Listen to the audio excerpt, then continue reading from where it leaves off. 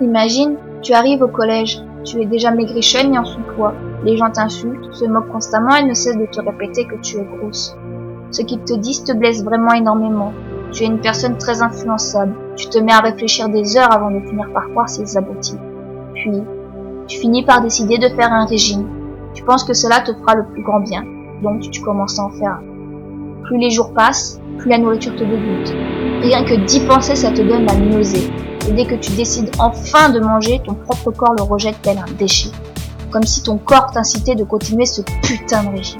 Alors qu'au final, tu sais très bien que tout ça ne rime à rien. On finit par voir tes côtes, mais pas s'y attendre. C'était inévitable. D'autant plus que tu es en pleine croissance. Ton corps ne peut pas grandir et rester toujours sur le même poids. Puis, les moqueries continuent. Cette fois-ci, on ne te dit pas que tu es grosse, mais que tu es maigre. Mais, attendez une minute! C'est de leur faute si tu as commencé cette connerie, hein? Mais bon, le fait est que tout simplement, tu as pris l'habitude de ne quasiment plus rien manger.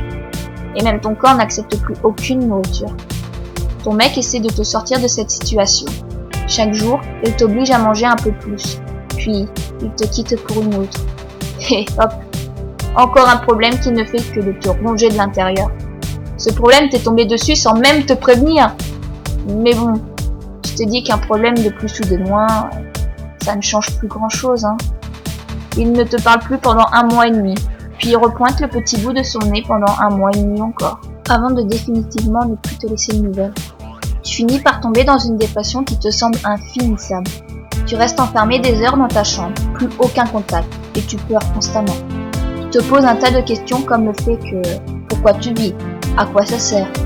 Tu fais des tentatives de suicide, mais sans succès. Tu te demandes pourquoi la vie te s'entête à vouloir te garder en vie à ce point, alors que toi, tu y as définitivement renoncé.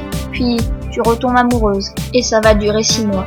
Tu t'es remis de ton anorexie de peu, car tu as bien failli aller à l'hôpital, et tu aurais pu en mourir. Et toi, oui, toi qui es derrière cet écran et qui a regardé cette vidéo, c'était tout ça pour te dire que ça ne sert à rien d'écouter tout ce que les autres te disent, ça va t'apporter que des problèmes. Vis ta vie comme bon te semble. Et surtout, même si elle n'est vraiment pas facile, profites-en à fond. Sinon, merci de l'avoir regardé, tu peux mettre un j'aime, la partager ou encore bien t'abonner. À la prochaine!